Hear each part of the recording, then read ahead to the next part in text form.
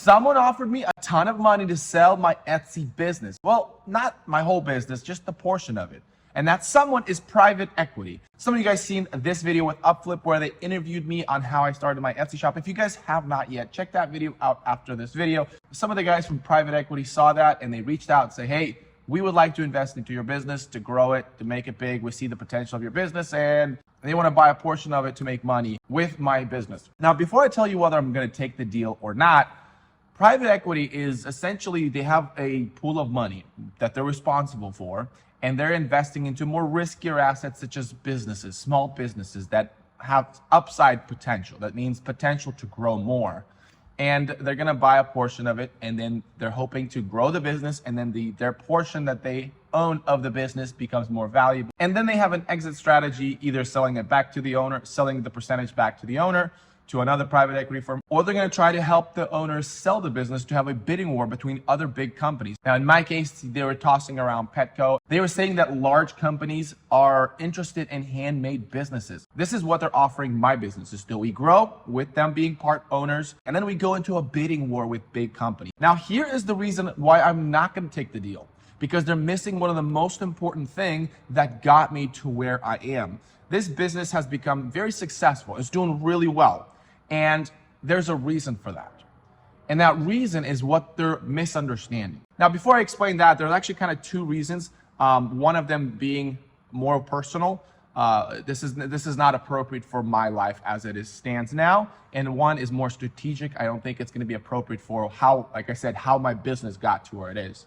Now, private equity, they're all about speed. They want to make as much money in terms of their value of your portion of your company as fast as possible. And there's a reason for that. Essentially, they want the growth of this graph to be as steep as possible, because once you get a bidding war between other companies saying, hey, we're ready to sell our business, and they sell on the future projections based on what's going on with the steep graph. If this graph is steep, however many years, 3, 4, 5 years in the future, this is how much this company can make. And that's the price that they sell at. Now, if your graph begins to plateau, then they can only sell at the future projection. And obviously, if it starts to decline, then they can only sell for less. So that's their whole objective, is to get that graph as steep as possible. And once they get it sufficiently long enough steep to where you can confirm that the growth could continue, and that could be your pitch when you are selling the business. And thus, you can make the future money up front.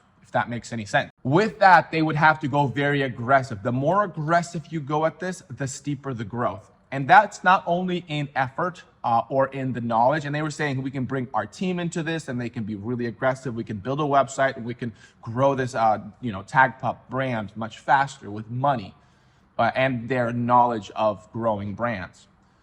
And so what that does is I'm going to be aggressive not only with my time, but also with the resources. Obviously, when you are trying to go aggressive, you're going to get into debt because you need a lot more inventory to sell more, because your profit margins are going to have to slim down, and you're going to have to take more equipment and machinery. You're going to have to hire more people in order to get that production going much faster, because again, they want to be aggressive.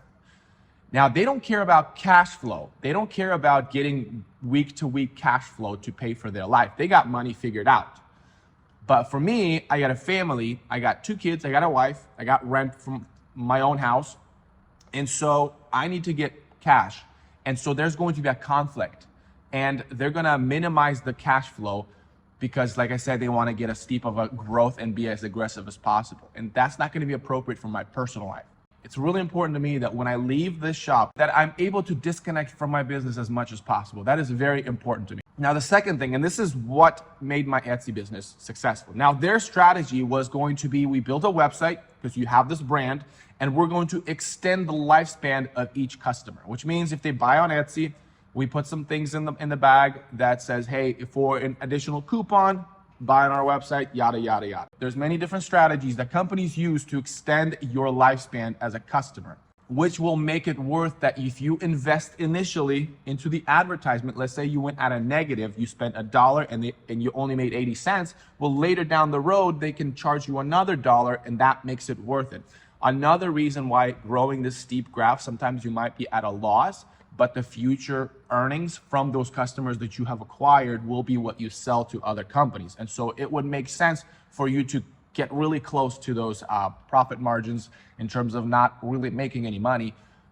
So the strategy is to build a website and try to push this brand to customers and acquire them, and then extend the value of each customer.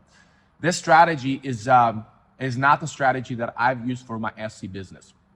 Because for the Etsy business, it's all about search engine. It's all about you type into the search and you find the product and then you buy the product.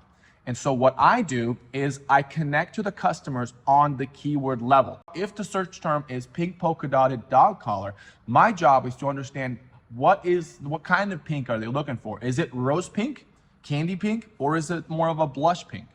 What's the size of the polka dots? Are they big, small? What's the distance between those polka dots? And for me to really understand what does it mean, pink polka dot, I do my research and I create the design that will most accurately connect with the customer. I want to create what I call that ketchup experience. When somebody goes to the store and they need to buy ketchup, they don't look at different brands. They just look at the bottle type and they're like, oh, there it is. There's the ketchup bottle. It has to be red and it has to be looking a certain way. Then you realize, yep, there's the ketchup. And so what you want to do is when people are typing into search, pink polka dotted, they're like, ah, there it is. That's what I was looking for. There's a lot of pink polka dots. There's a lot of polka dots out there, but I want them to feel like, oh, there it is when they see my product. Or when they type in search, I want them to have that response when they come across my products in regards to that keyword. So I try to connect with customers on a keyword level. This is what makes Etsy so powerful, much more powerful than you selling on your own website. If you sell on your own website, your goal is to promote your brand and get the value of the customer. You collect their email and you try to extend their value much in the future and collect money from them in the future with your product. On Etsy, what makes Etsy so special is that the search experience is going to be tailored to each individual customer. And the way it's going to be tailored is that they have the power to search anything they want. And Etsy will remember the searches they've had in the past for other product, their preferences and colors and color types. And so when they go and they type in pink polka dotted, Etsy will recognize that there is the specific kind of pink that they want. And so there's a lot more personalization to their preferences. And so as a seller, my job is to recognize that and provide the product that creates that ketchup bottle experience. Etsy, their whole job is not brand promotion.